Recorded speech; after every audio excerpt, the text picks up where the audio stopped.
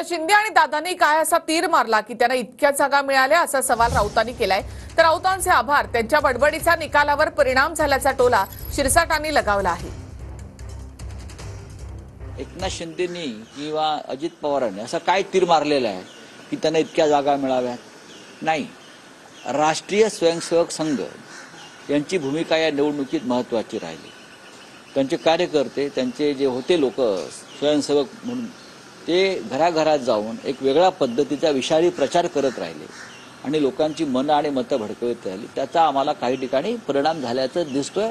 अजून आमचं असेसमेंट सुरू आहे। सर्व आम्ही केलेल्या कामाचा लेखाजोखा बरोबरच आम्ही त्या संजय राऊतचे सुद्धा आभार मानतो। त्यांनी सरकार आणण्यासाठी गेली 2.5 वर्ष जी वाह्यात बडबड केली, जी लोकांना आवडत नव्हती, त्याचाही परिणाम काही अंशी मतदानामध्ये परिवर्तित झालेला आहे, म्हणून त्यांचे सुद्धा आभार मानले पाहिजे। मुख्यमंत्री कोण होणार हे गुजरात लॉबी ठरवेल।